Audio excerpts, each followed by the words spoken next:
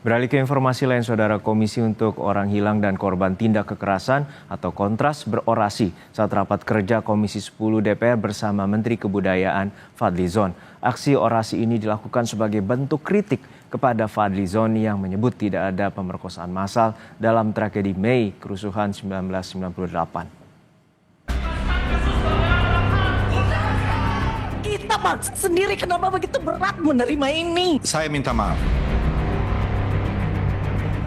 Komisi untuk Orang Hilang dan Korban Tindak Kekerasan, Kontras, berorasi saat rapat kerja Komisi 10 DPR bersama Menteri Kebudayaan Fadlizon. Kontras membentangkan spanduk yang meminta pengusutan pelanggaran HAM 1998 dan menolak pemberian gelar pahlawan untuk Presiden Soeharto.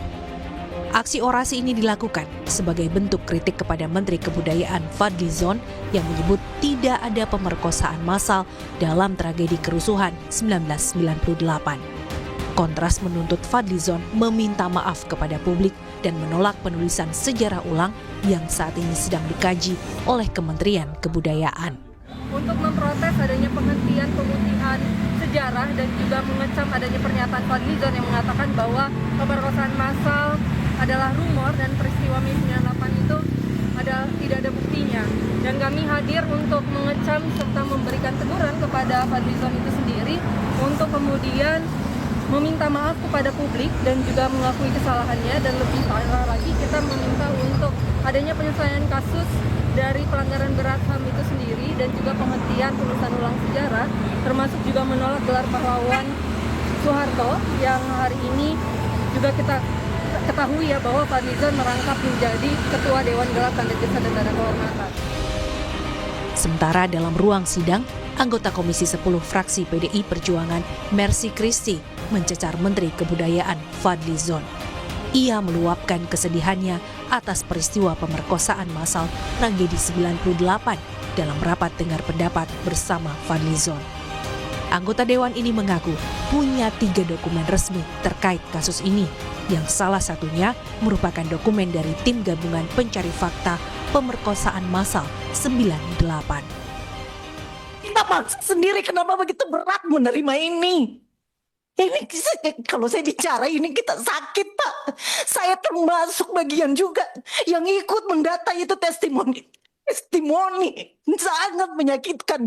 Kita bawa itu testimoni dalam desingan peluru. Aduh, Bapak bicara dari tadi itu saya itu menahan, sangat menahan. Dan bukan cuma kasus kekerasan 98.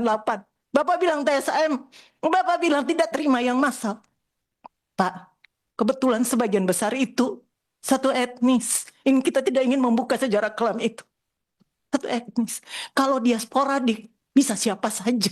Satu etnis, Pak. Banyak cerita, Pak. Satu kasus saja sudah banyak. Lebih dari satu Saya kasus sependapat. itu.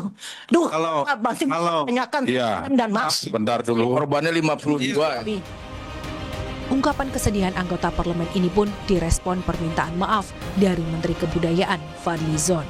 Kalau saya minta maaf, kalau ini terkait dengan insensitivitas dianggap insensitif. Tapi saya sekali lagi dalam posisi yang mengutuk dan mengecam itu juga. Dan ini tidak ada hubungan dengan kasus-kasus yang lain ya. Cuma secara spesifik tadi, kalau ada sedikit perbedaan pendapat terkait dengan diksi itu, yang menurut saya itu pendapat pribadi ya, yang mungkin kita bisa dokumentasikan secara lebih teliti lagi ke depan. Ini adalah hal-hal yang mungkin bagian dari ya perbedaan-perbedaan data atau pendapat yang perlu kita lebih akurat lagi ke depan untuk mendatanya. Presiden ketiga B.J. Habibie dalam pidato pertamanya di sidang Parlemen Umum MPR 16 Agustus 1998 mengakui rangkaian kasus kekerasan dan pemerkosaan massal terhadap perempuan selama kerusuhan Mei 1998. Habibie menilai seluruh insiden kerusuhan dan kekerasan seksual itu sangat memalukan bagi Indonesia. Masih dibayang-bayangi oleh huru-hara massa yang dipicu oleh gugurnya keempat pahlawan reformasi pada tanggal 12 Mei 1998. Huru-hara berupa penjarahan dan pembakaran pusat-pusat pertokoan dan rumah penduduk tersebut bahkan disertai tindak kekerasan dan perundungan seksual terhadap kaum perempuan, terutama dari kelompok etnis Tionghoa. Seluruh rangkaian tindakan tidak bertanggung jawab tersebut sangat memalukan dan telah mencoreng muka kita sendiri sebagai bangsa yang berakhlak dan bermoral tinggi, sebagai bangsa yang berbudaya dan beragama.